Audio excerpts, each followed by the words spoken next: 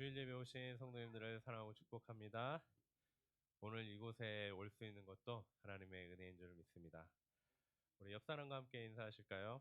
만나서 반갑습니다. 우리 집사님은, 장로님은, 권사님은 이미 은혜를 받으셨습니다.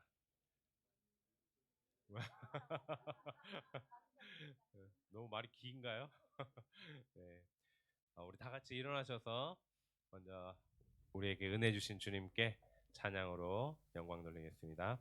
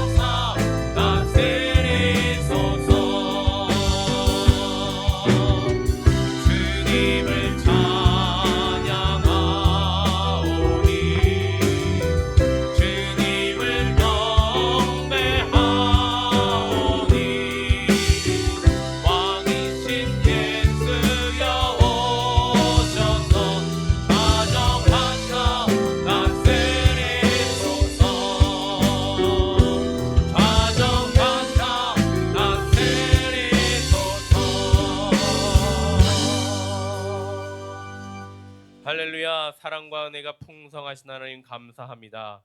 오늘도 우리에게 오셔서 은혜 베푸시는 하나님, 그 은혜를 매일 기억하며 주님을 찬양하는 우리가 되게 하여 주시고 우리의 삶이 주님의 기쁨 되기 원합니다.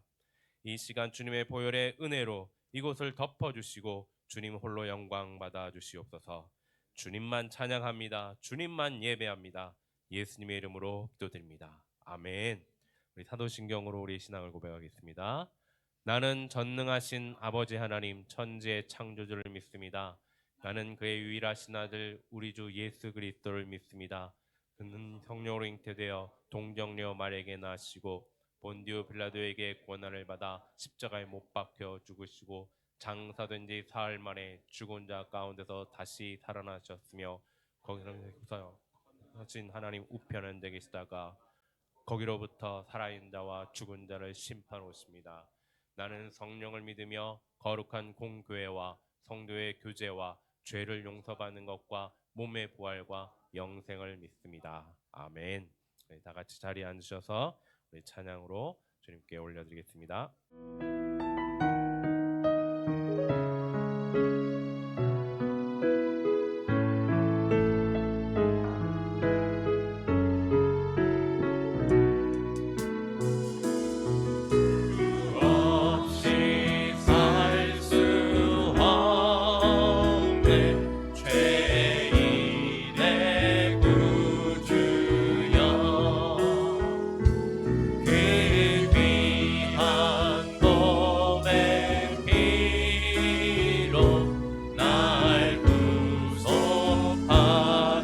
한번 고백할까요? 주 없이 살 수 없네. 주 없이 살 수 없네.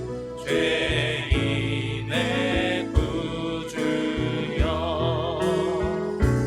그 귀한 몸의 피로 날 구속하소서. 그 주의 사랑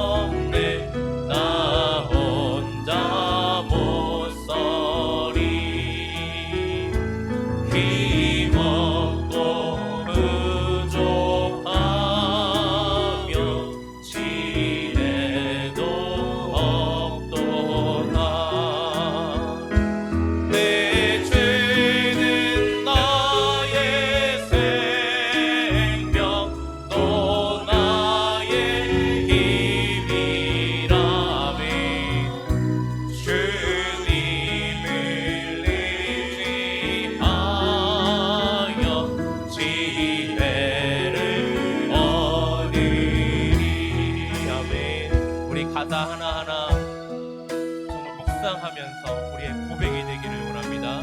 주 없이 살 수 없네. 내 주는 아신다. 내 영의 깊은 간구. 주 없이 살 수 없네. 내 주는 아신다. 내 영의 깊은 간구. 마음의 소원은 주밖에 나의 마음 네 알아주리요. 내 마음 위로하사 영원케 하시네. 주 없이 살 수 없네. 세월이 흐르고 이 깊은 고독 속에 내 생명 끝나도 사나운 풍랑일 때 날 지켜주시니 내 곁에 계신 주님 늘 힘이 됩니다. 아멘. 정말 이 찬양의 고백 하나하나가 여러분의 삶의 고백 되시기를 주님을 축복합니다. 우리 함께 박수치며 찬양하겠습니다. 오 나의 자비로운 주여.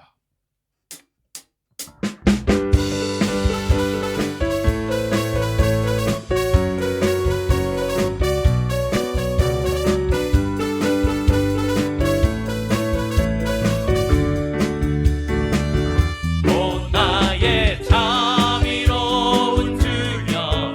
나의 몸과 영혼을 주님 은혜로 다 채워주소서.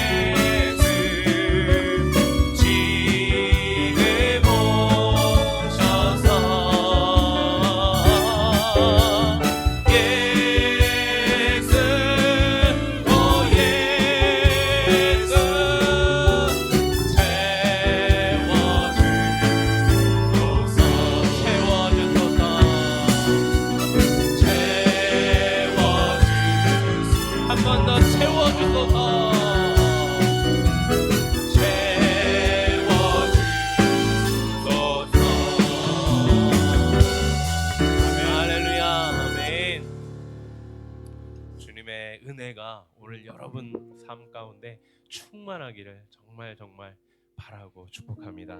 아멘. 우리 이 시간 모든 상황 속에서 찬양 드리겠습니다.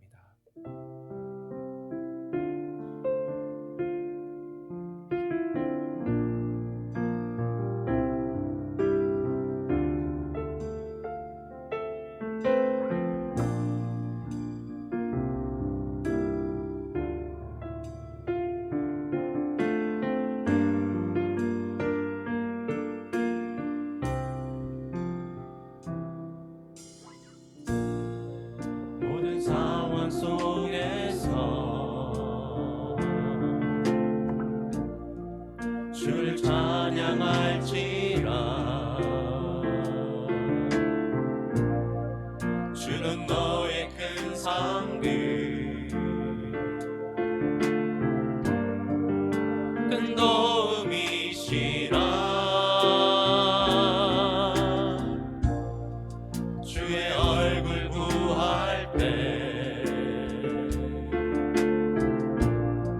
주의 영을 부으사 크신 사랑 안에서 주를 보게 하소서.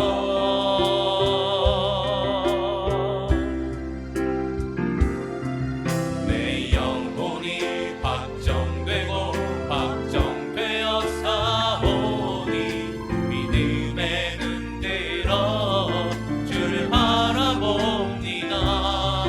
내 영혼이 확정되고 확정되어 사오니 믿음에는 들어 주를 바라봅니다. 모든 상황 속에서 모든 상황 속에서 주를 찬양할지라. 아멘. 주는 너의 큰 상급 큰 도움이시라.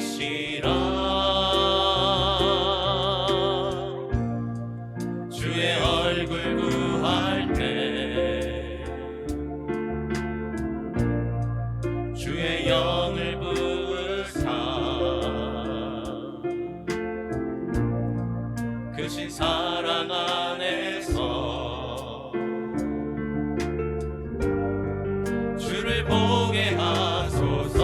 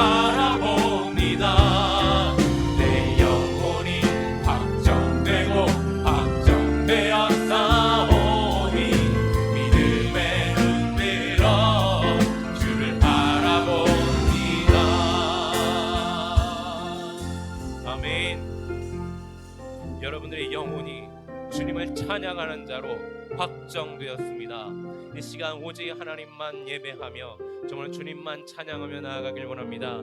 특별히 이 시간 여러분들이 하나님 앞에 그동안 기도하고 싶었던 것들을 이 시간 마음껏 기도하는 시간 가졌으면 좋겠습니다. 한 주간 동안 정말 여러분 앞에 정말 닥쳤던 많은 문제들과 또 해결해야 될 것들, 또 아직까지도 해결되지 않은 문제들 주님 앞에 다 토로하며, 주님 정말 내가 주님을 찬양하는 자여오니 주님 이곳에 임하셔서 성령으로 인도하여 주시고 내 길을 열어주시고 내 막힌 담을 허물어 주시고 주님 역사하여 주시옵소서. 우리 함께 기도하며 나아가겠습니다. 하나님, 이 시간 주님을 기대하며 주님을 찬양하며 주님을 예배하며 나아갑니다.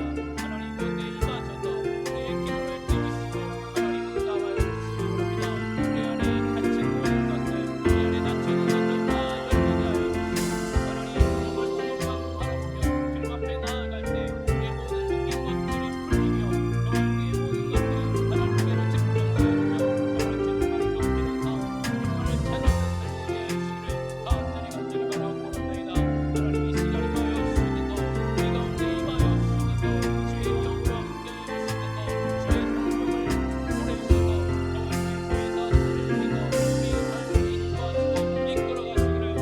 정말 우리의 교회 다스리시고 우리의 삶을 인도하시고 이끌어가시기를 간절히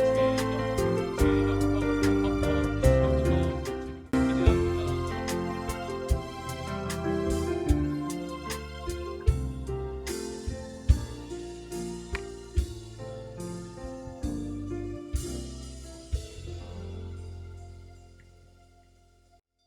자리를 주의 영광 덮어주시옵소서. 변함없이 이 땅의 모든 것을 친히 돌보시는 하나님 아버지, 그 크신 사랑과 은혜에 감사와 찬양을 올려드립니다. 겸손한 마음으로 정성을 다하여 예배할 때에 성령님 저희를 만나주시고 주님이 주시는 소망 속에 새롭게 거듭나는 예배가 되도록 인도하여 주시옵소서. 지난 주간도 열심을 다해 하나님의 자녀로 살았습니다. 입술로는 사랑한다, 용서한다고 하였지만 사랑하고 용서하지 못했고, 섬긴다고 하였지만 대접받으려고 한 저희들이었습니다. 하나님의 자녀답지 못한 삶을 회개하오니 예수 그리스도의 보혈로 용서하여 주시옵소서. 날마다 주님 앞에 자신을 내려놓고 하나님의 자녀로서 믿지 않는 자들의 본이 되는 삶을 살아가도록 은혜 내려 주시옵소서. 세상 사람들의 시선을 의식하지 않고 오직 말씀에 의지하며 살아가게 도와 주시옵소서. 교회의 머리 되시는 주님, 저희 교회를 세워주시고 지켜주심에 감사드립니다. 이곳 한맘교회에서 형제 자매들과 말씀으로 양육받고 기도로 교제하게 하시니 감사합니다. 두 사람이 한 사람보다 나음은 그들이 수고함으로 좋은 상을 얻을 것이라고 말씀하신 하나님, 목회자와 성도들이 믿음 안에서 서로 사랑하며 기도로 동역하게 하시고 주님께서 원하시는 성도 간의 연합을 통해 한 마음으로 합심하여 헌신하는 복된 교회가 되게 하여 주시옵소서. 국가적으로 중요한 과제를 안고 있는 조국 대한민국을 위해 기도합니다. 정치적 이념이나 이기적인 생각을 내려놓고 진정 나라를 살릴 대통령이 당선되어 정체적 위기에 빠진 대한민국을 자유민주주의 국가로 굳건하게 세워가도록 역사하여 주시옵소서.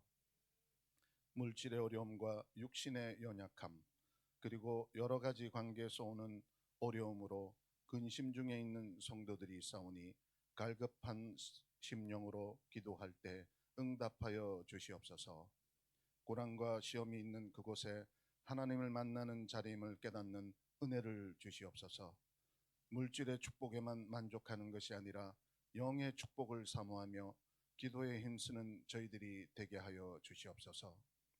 출타 중인 고형돈 담임 목사님을 영육간 강건하게 하여 주시고 주님 안에서 새로운 소망과 회복을 경험하고 건강히 복귀하실 수 있도록 그 걸음을 지켜 주시옵소서.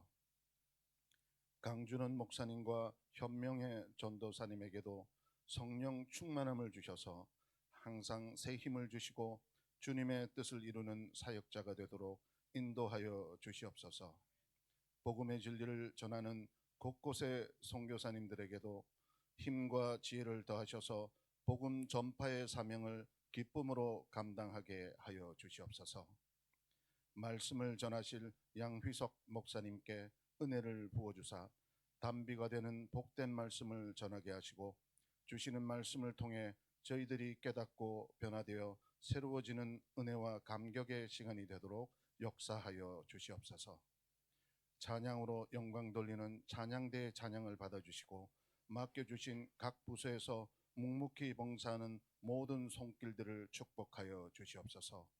우리를 죄에서 구원해 주신 예수님 이름으로 기도드립니다. 아멘.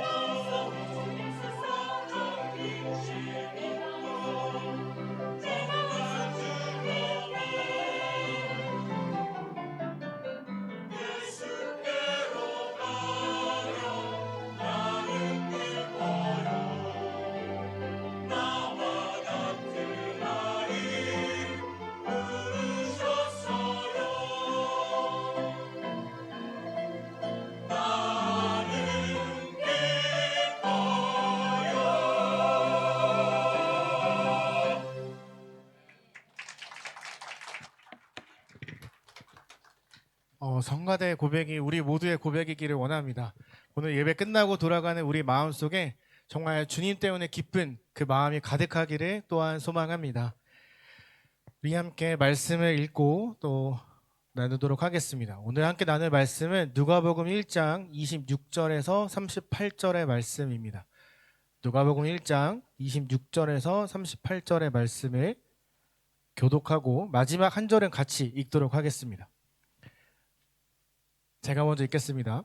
여섯째 달에 천사 가브리엘이 하나님의 보내심을 받아 갈릴리 나사렛이란 동네에 가서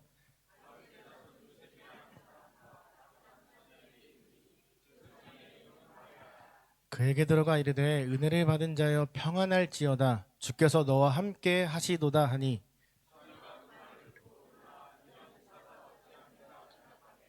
천사가 이르되 마리아여 무서워하지 말라 내가 하나님께 은혜를 입었느니라.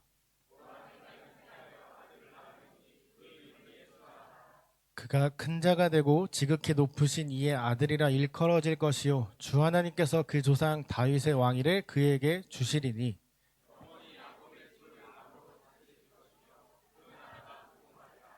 마리아가 천사에게 말하되 나는 남자를 알지 못하니 어찌 이 일이 있으리이까.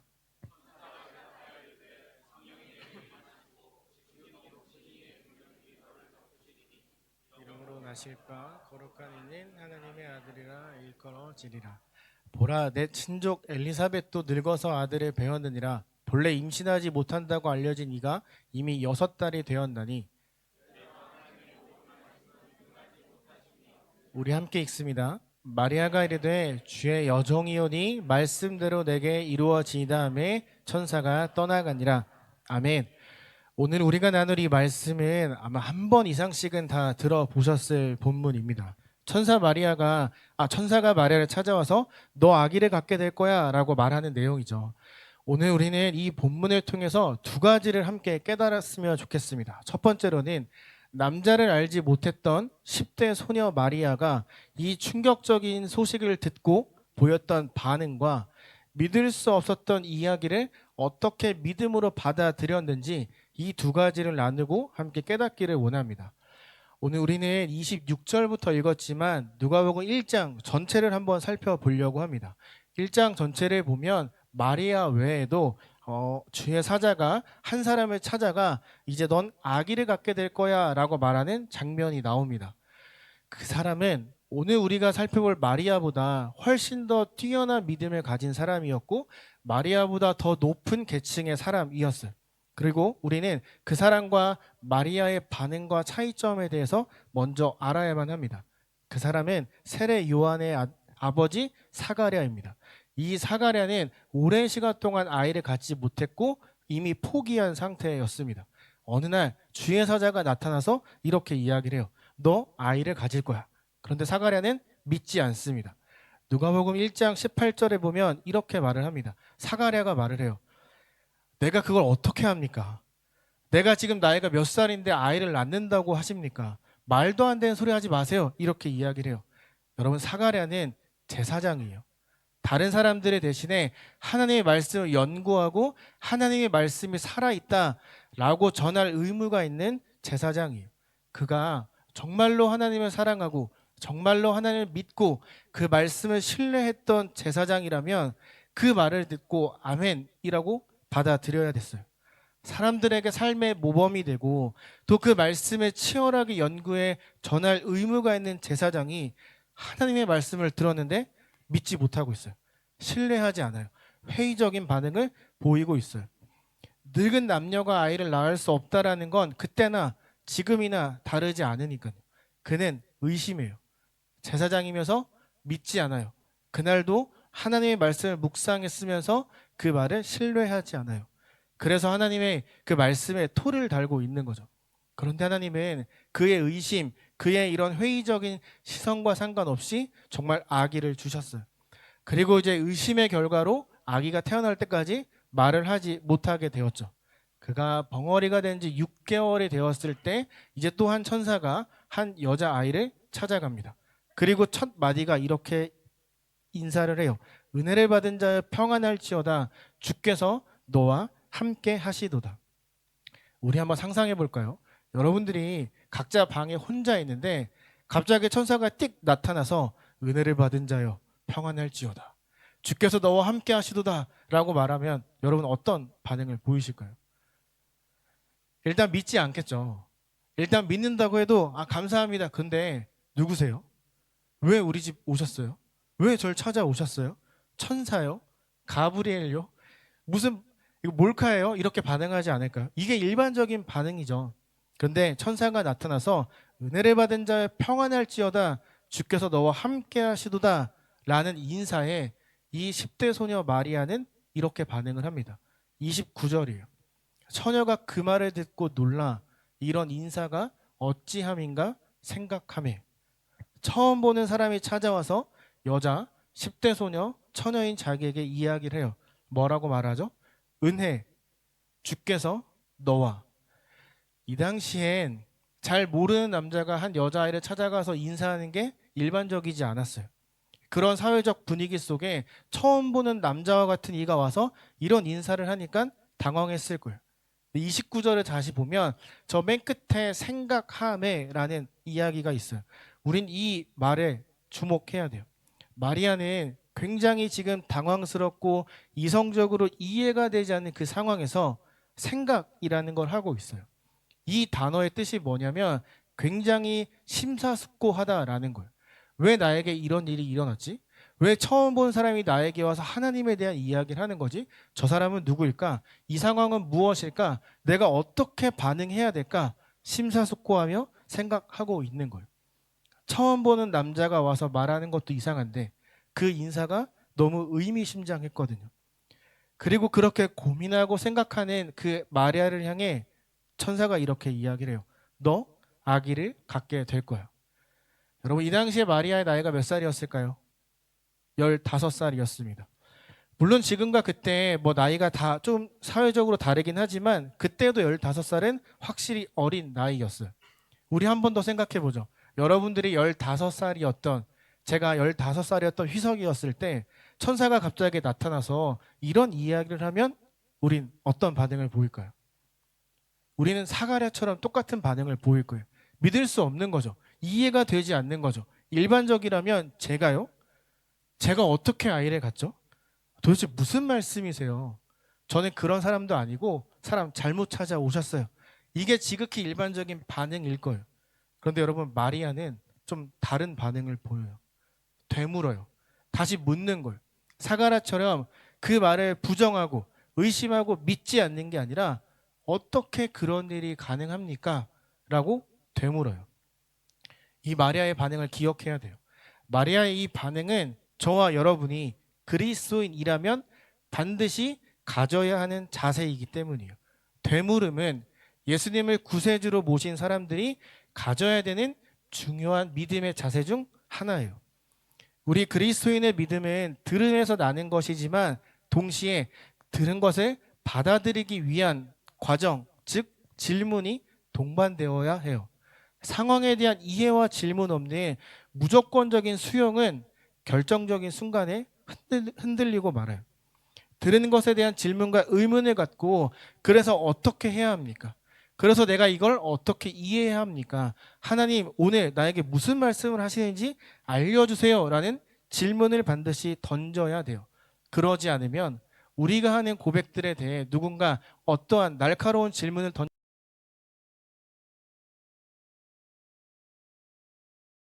이게 무슨 의미야? 라고 물어보면 우리는 두루뭉술하게밖에 얘기할 수 없는 거예요. 그것을 완벽하게 이해하지 못한다면. 질문한다는 건 그 상대를 알아가고 싶다라는 메시지가 숨겨져 있어요. 질문을 통해 상대를 파악해야 내가 어디까지 믿고 따르고 수용할 수 있는지를 알 수 있게 되는 거거든요. 우리는 내가 아는 만큼, 내가 경험한 만큼, 내 사고의 경계만큼만 딱 이해할 수 있어요. 만약 그걸 넘어선 무엇인가를 이해하기 싫어서 복잡해서 아무 생각하지 않거나 그냥 받아들이고 수용하기만 하면 그건 나의 것이 되지 않아요. 그냥 사라져 버리는 거죠. 질문하는 믿음이 있어야 오늘 나를 향한 하나님의 말씀을 더 확실하게 나의 것으로 알고 들고 걸어갈 수 있는 거예요. 우리 한번 곰곰이 한번 생각해 볼까요? 내가 어떻게 예수 그리스도의 흔적을 갖게 되었는지 한번 잠깐 생각해 볼까요? 어떻게 내가 믿음을 갖고 오늘 이 자리까지 신앙생활을 할 수 있었는지 한번 생각해 볼까요? 여러분 어떻게 그 믿음을 계속 붙들고 지금까지 걸어오셨나요? 예수님을 인격적으로 만난 그 체험의 순간이 있기에 그분이 나와 함께 하신다는 그 은혜가 나에게 너무나 선명하게 있기 때문에 지금 오늘 이 시간 이 자리까지 신앙생활하며 걸어오신 것 아닌가요? 선명한 하나님의 은혜, 인격적인 만남이 무엇을 뜻하는지 아세요? 내 이성으로는 도저히 이해할 수 없는 걸 받아들이는 충격적인 순간이 있었다라는 거예요. 여러분, 신이 어떻게 인간이 되죠? 인간이 어떻게 죽었다가 다시 살아나죠? 이걸 우리가 어떻게 이성적으로 이해하고 납득하고 다른 사람에게 설명할 수 있을까요? 하나님의 말씀, 이 성경이 2000년 전에 살았던 그 사람들의 생활 양식, 문화, 이야기로 끝나는 게 아니라 오늘을 살아가는 나의 이야기가 되었던 결정적인 은혜의 순간들이 여러분에게 있었을 거예요. 그 사건이 있었기에 우리는 내 이성으로 이해할 수 없는 하나님에 대한 이야기를 받아들이고 그분이 나의 구세주 되시고 나의 전부 되십니다 라는 고백을 할 수 있었던 거죠. 여러분, 사가랴와 마리아의 차이점이 뭘까요? 사가랴도 마리아처럼 처음 의심을 하기는 했어요. 하지만 사가랴의 의심은 하나님의 일하심, 그 해답의 가능성을 완전히 차단시켜버리는 다친 마음에서 온 의심이었어요. 내 삶을 누구보다 잘 아는 거예요. 내가 아이를 낳을 수 없다는 거, 이게 불가능하다는 걸 너무나 잘 아는 거예요. 내 삶에 대한 확신이 나에게 있는 거예요. 그는 제사장이고 오늘도 하나님의 말씀을 읽었고 오늘도 사람들 앞에 서서 예배를 집도하고 하나님의 말씀을 선포했던 사람이지만 내 상황은 내가 더 잘 안다고 생각했던 거예요. 내가 얼마나 늙었는데, 우리가 얼마나 늙었는데 무슨 아이를 낳습니까? 말이 안 됩니다. 답을 들을 생각도 하지 않고 이미 결론을 딱 내려버린 거예요. 안 돼. 불가능해. 어쩌면 우리도 이런 모습이 있지 않을까 저는 생각해요. 저도 말씀 묵상하면서 이거야 딱 결론을 내려버리고 더 보지 않을 때가 종종 있거든요. 우리는 기도하지만 열심히 하나님 앞에 나아가지만 그 결과 응답을 듣기 전에 내가 먼저 결론을 내릴 때가 종종 있다라는 거죠. 자, 그러면 마리아의 의심은 어떤 의심이었을까요? 그녀의 의심은 해답을 구하고자 하는 열린 마음에서 나온 의심이었어요. 일단 마리아도 자기가 아이를 낳을 수 없다는 걸 너무 잘 알았어요. 남자를 모르는 여자아이가 갑자기 임신을 한다는 건 들어본 적도 없고 일어날 수도 없는 일이란 걸 너무나 잘 알았어요. 그런데 그녀는 생각해요. 심사숙고해요. 어떻게 이런 일이 가능할까? 왜 하나님이 나에게 이렇게 말씀하실까? 그리고 질문을 통해 어떻게 내가 받아들여야 하는지 묻고 있어요.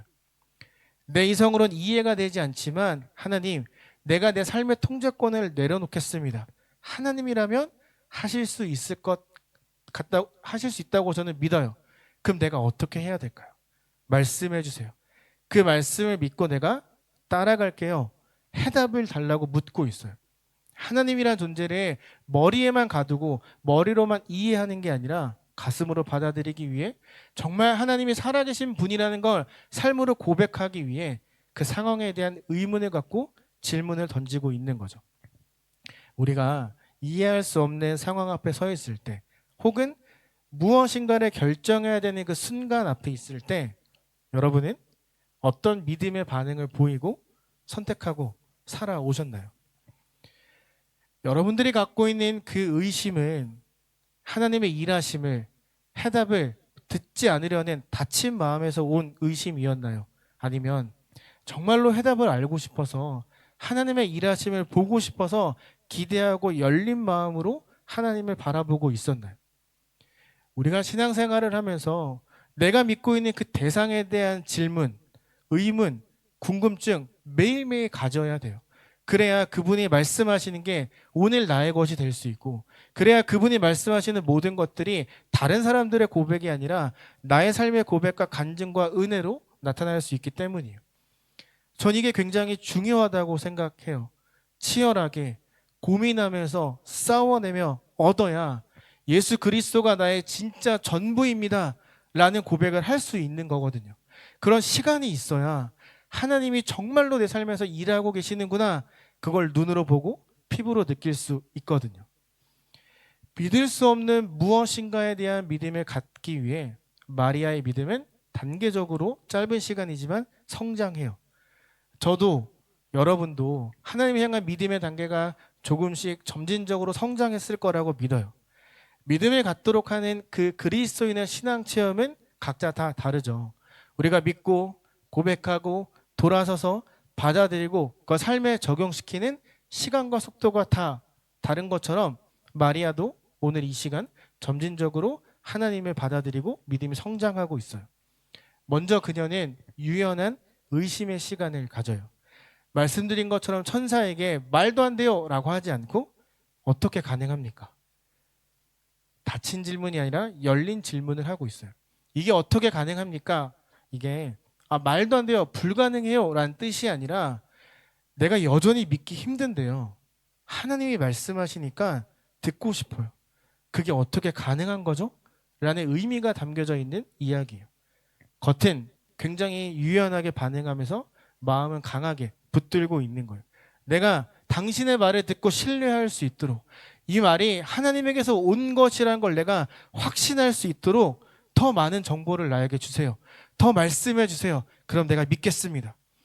의심되지만, 믿기 어렵지만, 이게 맞나 싶지만 믿음을 나의 것으로 소화시키기 위해 상황 자체에 대한 의문을 갖고 질문을 던지는 거예요.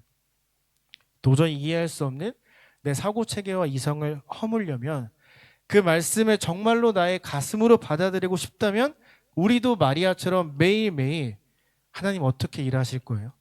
하나님 오늘 내가 어떻게 살아야 될까요? 하나님 내가 어떻게 살아야 나를 향한 하나님의 놀라운 일들을 오늘도 경험할 수 있을까요? 이런 질문을 해야 돼요. 마리아는 확신을 갖기 위한 유연한 의심의 질문을 던지고 대답을 들어요. 그리고 묻지도 따지지도 않고 단순하게 받아들여요. 그 다음 말씀을 보면 주의 여종이오니 말씀대로 내게 이루어지리이다 이렇게 이야기를 해요. 이건 그렇군요, 분명히 알겠습니다, 저 택해 주셔서 고마워요 이런 뜻이 아니에요. 이런 뜻이에요. 그렇군요, 내가 아직 잘 모르겠고 고민되지만 그럼에도 한번 힘껏 따라가 보겠습니다. 내가 던진 질문에 대해서 내가 완벽하게 이해하지 못했지만 그래도 내가 하나님을 믿고 걸어갑니다. 오늘도 내가 하나님을 믿고 걸어가 보겠습니다 라고 지금 마리아가 고백하고 있어요. 저는 우리의 모습이 이와 같아야 된다 생각해요. 우리도 여전히 비슷하잖아요. 아침에 일어났을 때 내가 원하는 대로 되지 않을 때가 있고 당황스러운 상황들이 생길 때가 있고, 그때 우리도 이렇게 고백하는 거예요. 하나님, 아직 잘 모르겠어요. 너무 고민돼요. 그런데 오늘을 나에게 허락하신 분이 하나님이시고 오늘을 계획하고 나에게 주신 분이 하나님이시라면 그럼에도 힘껏 따라가겠습니다. 내가 오늘도 하나님 믿고 걸어갑니다 라는 고백이 우리에게 있어야 돼요. 신앙생활 하다 보면 의구심이 들고 이해가 되지 않을 때가 많아요. 왜 내 삶은 이래야 될까? 왜 난 열심히 살았는데 이런 결과가 찾아오지? 아니 이거 어떻게 해결해야 되는 거야? 도대체 왜 이렇게 상황이 자꾸 바뀌는 거지? 혹은 내 삶이 너무 평탄하고 행복해서 크게 문제가 없다고 생각될 때도 있을 거예요. 말씀을 들으면서 나랑 상관없는데? 내 삶이랑 별로 똑같지 않은데? 이렇게 생각할 때도 있을 거예요. 목사인 저도 이 길을 잘 걸어가고 있을까 매일 생각해요. 도대체 나는 앞으로 어떻게 되는 걸까? 5년 뒤, 10년 뒤 휘석이는 어디에 있을까? 이런 고민이 굉장히 많이 해요. 궁금해요. 어쩔 때는 하나님께서 길 잘못 들었어, 직진해, 유턴해, 오른쪽으로 가, 이렇게 말씀을 해주시면 너무나 좋겠어요. 제가 의심하지 않게 그냥 걸어갈 수 있게 알아서 딱 깔끔하게 센스 있게 말씀해 주시면 너무너무 좋겠어요. 그런데 너무나 야속하게 안 하세요. 왜 하나님은 우리에게 계속 기다리라고 하실까요? 왜 하나님은 우리가 이해할 수 없는, 우리가 원하지 않는 상황을 계속 주면서 도대체 무엇을 우리에게 원하고 계시는 걸까요? 그리스도를 향한 참된 믿음은 내가 결심해서 갖는 게 아니라는 걸 말씀해 주고 계시는 거예요. 내 삶, 내 상황에 대한 의심을 완전히 해소시키고 그 질문에 답을 줄 수 있는 분이 예수 그리스도밖에 없다는 걸 우리가 알 때까지 조금 기다리시는 거예요. 살짝 지연하시는 거죠. 기다림과 답을 통해 우리에게 확실한 믿음을 심어줄 수 있는 건 오직 예수 그리스도뿐이에요. 오직 예수님만이 너무 잘 아시는 것처럼 우리가 갖고 있는 의심과 고민, 궁금한 모든 것에 대한 답을 줄 수 있다고 저는 믿고 확신해요. 그렇기 때문에 우리도 마리아처럼 아직 잘 모르겠어요. 고민돼요. 하지만 그럼에도 힘껏 따라가겠습니다. 라는 고백이 있어야 된다는 거예요. 의심을 했어요. 이해되지 않지만 받아들이기로 했던 마리아는 자신을 주의 여종이라고 표현해요. 앞으로 내가 겪게 될 모든 일들이 너무나 어렵고 쉽지 않겠지만 순종하겠습니다. 라는 의미가 담겨져 있어요. 내가 하는 모든 순종의 근거를 하나님께 두고 나는 당신의 여종입니다. 라고 고백하는 거예요. 수치를 당하거나 혹 그보다 더 어려운 삶이 돼도 나는 기꺼이 감수하겠습니다. 마리아가 아기를 가지면 어떻게 될까요? 사람들이 손가락질 하겠죠? 나만 욕먹는 게 아니에요. 나의 모든 가족과 친척들이 다 욕먹어요. 내 결혼할 요셉과 모든 가족들도 욕먹어요. 결정적으로 태어날 아기도 욕을 먹어요. 아기 잘 키우면 될까요? 아니에요. 성경을 보면 사람들이 예수님을 향해서 사생아라고 놀려요. 조롱해요. 제 아빠가 누군지 몰라. 그런 이야기를 해요. 마리아의 오늘의 이 선택은 불행한 가정을 내가 꾸리겠다라고 이야기하는 거예요. 우리 누구도 불행한, 행복하지 않은 가정을 만들고 싶은 사람 없을 거예요. 이 선택은 나만 욕먹고 끝나는 게 아니에요. 내가 욕먹는 건 내가 결정했으니까 내가 감수할 수 있어요. 그런데 내 선택으로 인해 온 가정이, 온 집안이, 온 마을이, 그리고 이 태어날 아기가 욕먹는 건 참기 어려운 일이었을 거예요. 그럼에도 마리아는 오늘도 하나님을 믿고 걸어갑니다. 순종합니다. 라고 이야기를 해요. 어떻게 의심하던 그녀가, 정보를 더 달라고 하던 그녀가 이렇게 결단하고 행동할 수 있었을까요? 아까 마리아가 15살이라고 말씀드렸죠. 그녀는요, 사회 계층상 밑바닥에서 더 밑바닥과 가까운 위치였어요. 마리아가 이 제안을 받아들이면 밑바닥 중에서도 완전 최 밑바닥으로 내려가는 인생을 사는 거예요. 잘 배우지 못한 소녀가 사회적으로 매장되는 선택이라는 거죠. 하나님의 말씀으로 아이가 태어났어요. 근데 이건 마리아만 아는 거잖아요. 마리아가 나가서 아니야, 이 아기의 아빠는 하나님이야, 천사가 찾아와서 이렇게 이야기를 했어 라고 말하면 사람들이 뭐라고 반응할까요? 근데 딱 그 반응이죠. 저 이상해, 정신이 좀 이상해졌나 봐. 아무도 믿지 않는 거죠. 받아들이는 순간 그녀의 삶은 어두움이에요. 받아들이는 순간 그녀의 삶은 완전 망가지는 모습이 나오는 거예요. 세상은 이런 믿음을 갖고 고백하는 그녀를 향해, 우리를 향해 진짜 이상하다라고 이야기를 할 거예요. 그녀는 오늘의 이 선택으로 이제 앞으로 매장될 일만 남았어요. 결혼도 하기 전에 이미 가정이 실패한 거잖아요. 결혼하기도 전에 이미 사람들이 입방아에 오르내리는 손가락질을 당해야 하는 거잖아요. 그런데 마리아가 이런 최악 중에 최악을 선택할 수 있었던 이유는 나는 실패하는 삶을 살지 몰라도 하나님은 절대 실패하지 않으신다 라는 믿음의 확신이 있었기 때문이에요. 우리가 봤을 때 굉장히 짧은 그 대화의 시간이지만 의심하고 답을 듣고 또 질문하고 답을 듣는 그 과정을 통해 자신의 머리로 이해할 수 없었던 것이 하나씩 깨어지기 시작한 거예요. 그리고 그 시간을 통해 의심의 자리가 믿음으로 대체되는, 의심의 자리가 하나님을 인격적으로 경험하게 되는 그런 상황으로 가게 된 거죠. 그래서 거기서 그녀는 답을 찾은 거예요. 누가복음 1장 37절을 보면 이런 고백을 해요. 대저 하나님의 모든 말씀은 능하지 못하심이 없느니라. 마리아의 고백이에요. 그녀를 향한, 그리고 이곳에 있는 저와 여러분을 향한 하나님의 모든 말씀은 결코 실패하지 않는다고 저는 믿고 확신해요. 그 당시에만 하나님이 일하셨던 게 아니라 지금도 일하고 계시기 때문이죠. 오늘 여러분의 믿음은 어디를 향해 있었나요? 오늘을 오는 지난 한 주 여러분의 믿음은 어디를 향했고 여러분의 발걸음은 어디를 향해 가고 있었는지 한번 생각해 보면 좋겠어요. 마리아는 어리고 가난하고 배우지 못한 소녀였어요. 하나님이 아무리 확실한 말씀을 주셔도 그녀가 자기를 둘러싼 모든 상황을 보면서 아, 근데 전 안 될 것 같아요. 저는 그런 믿음이 없어요. 전 아니에요. 다른 사람에게 가세요. 이렇게 말하고 거부할 수 있었어요. 그런데 그녀는 그렇게 하지 않아요. 나는 너무나 작고, 난 너무나 보잘것없고, 나는 배운 것도 없고 가진 것도 없는 사람이지만 나를 통해 이루어 나가실 하나님의 구원 계획이 기대가 되었던 거예요. 난 너무나 작지만 나와 함께 하신 하나님이 크시다는 걸 알기 때문에 그런 믿음의 선택을 한 거예요.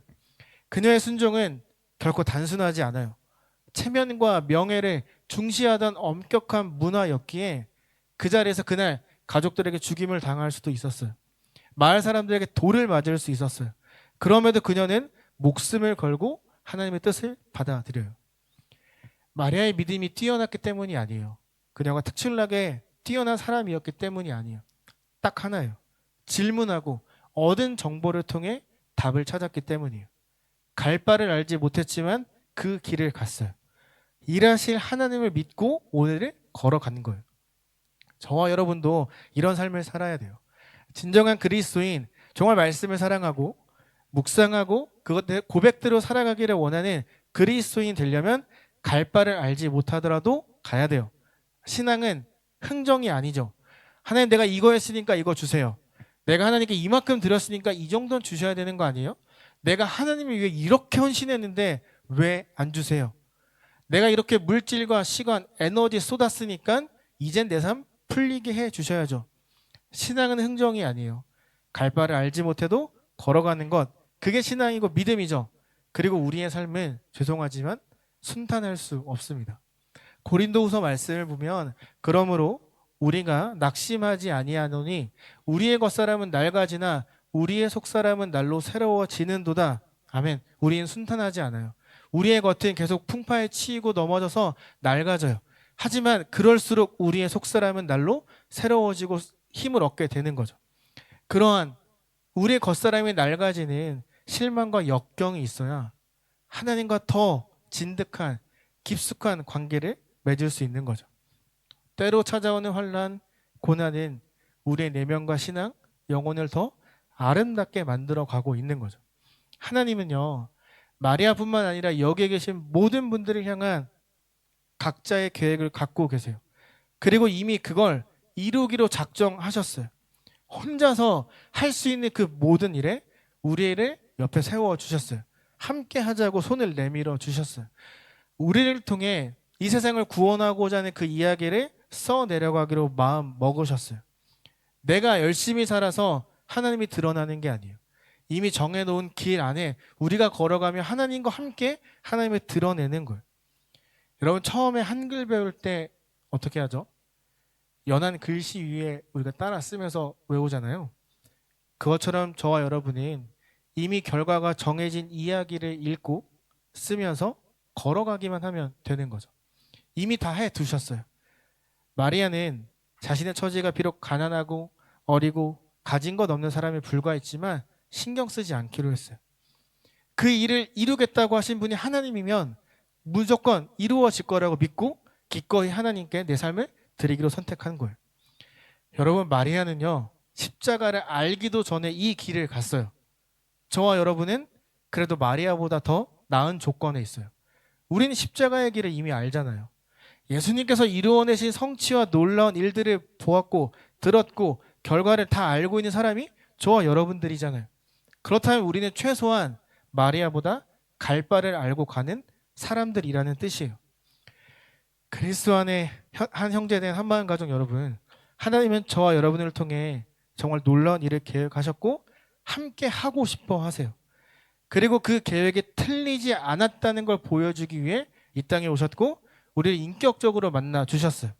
그렇다면 우리는 오늘도 그분을 믿고 걸어가야 돼요. 하나님을 믿지만 그분의 일하심과 능력을 믿지 못했던, 말씀을 열심히 묵상하고 연구했지만 결정적인 하나님의 말씀을 신뢰하지 못해 오늘을 걷지 못한 사가랴가 아니라 여전히 이해가 되지 않지만 잘 모르겠지만 그럼에도 그분을 믿으며 오늘의 걷기로 결단했던 마리아의 모습이 저와 여러분의 모습이기를 정말 간절히 소망합니다.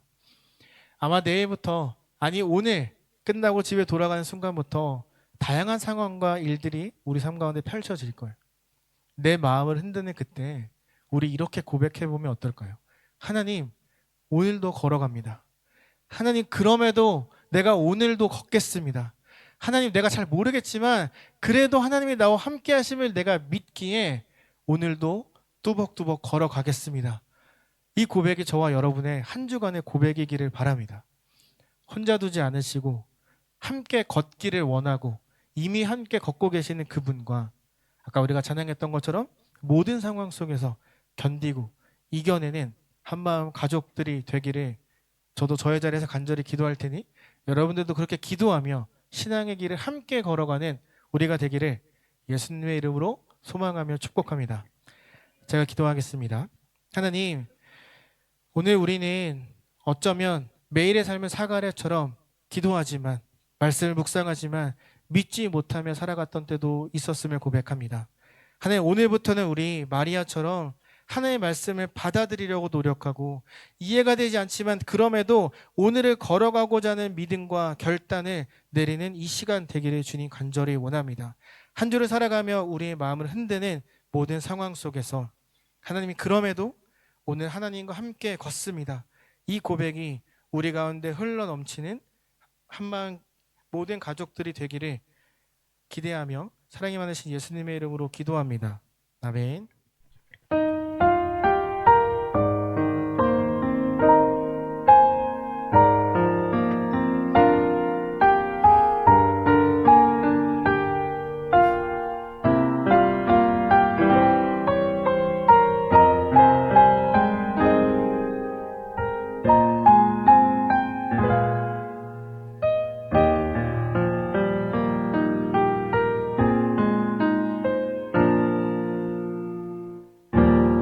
나의 눈가에 주름이 지고 눈물이 많아졌습니다. 잠시 눈 감고 든 것 같은데 어느새 여기 있습니다.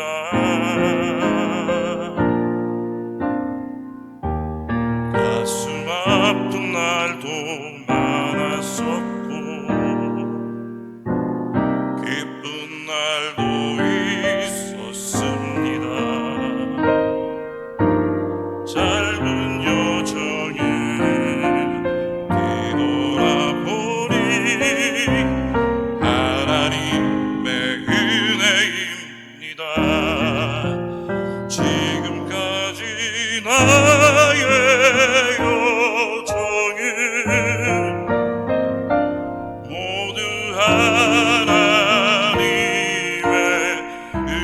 은혜라. 지금까지 나의 모든 여정 인도하셨네. 나의 남은 모든 여정을 모두 하나님께 맡기리라. 나의 모든 삶 마치는 날까지 붙드시리.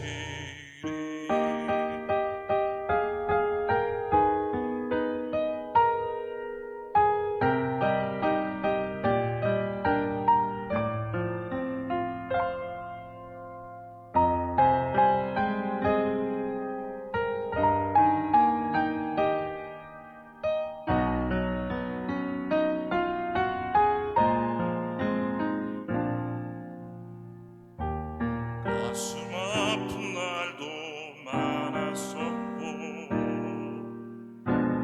기쁜 날도 있었습니다. 짧은 여정에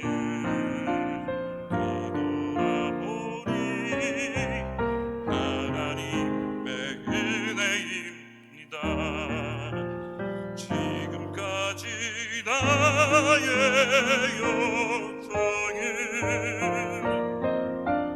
모두 하나님의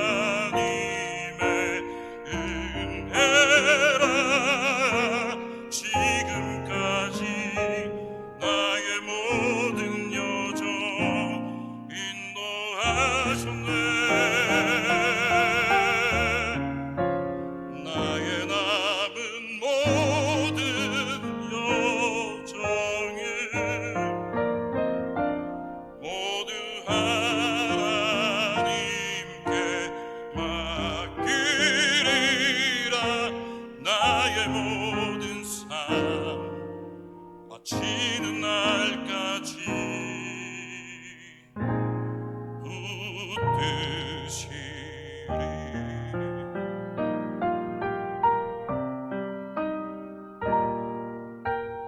나의 모든 삶 마치는 날까지 붙드시리.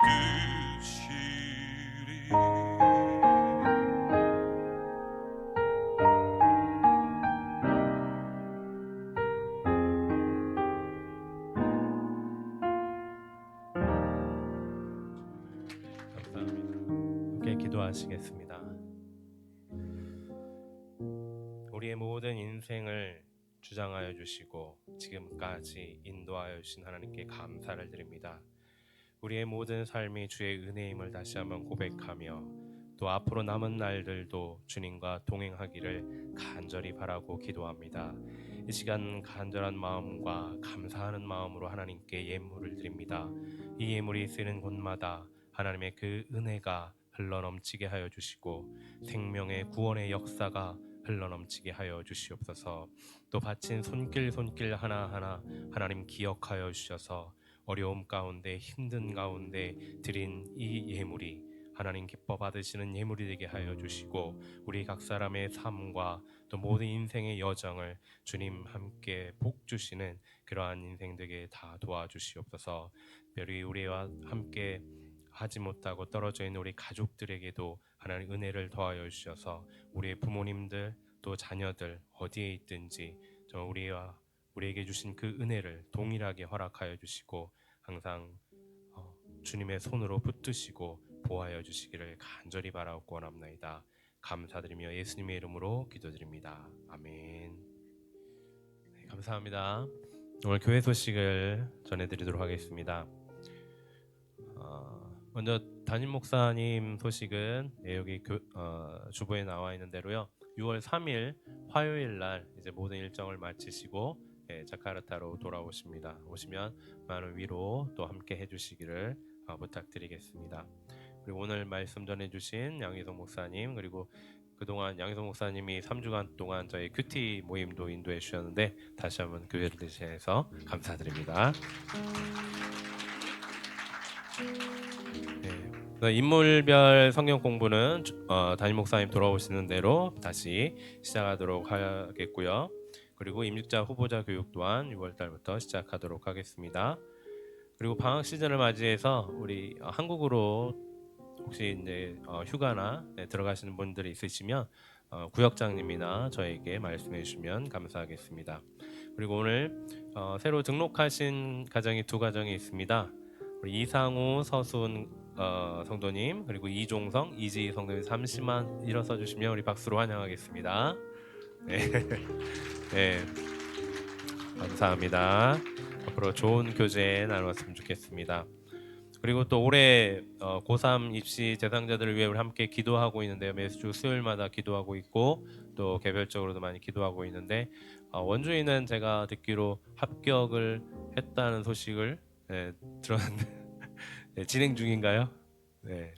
우리 원준이 이제 곧 원준이는 학기가 좀 빨리 들어가기 때문에 이제 곧 바로 이제 소식이 들릴 것 같습니다. 그래서 원준이를 위해서도 그리고 또 형찬이, 준이, 하은이, 혁준이, 한웅이는 이제 내년 초 입시인데 잘 입시가 잘 준비되고 이제 7월 달부터 원서도 준비하고 이제 바쁜 일정 가운데 들어갈 텐데요. 우리 아이들이 고3이 끝이 아니라 정말 대학교에 들어가서도 오늘 말씀처럼 정말 긴가민가 하지만 그래도 이 길이 진리의 길이고 맞는 길이구나라고 생각하고 걸어갈 수 있도록 우리 고3 아이들을 위해서 꼭 기도해 주시기 바라겠습니다. 우리 이제 다 같이 일어나셔서 결단 찬송하시고 우리 양희성 목사님 축도로 예배를 마치도록 하겠습니다.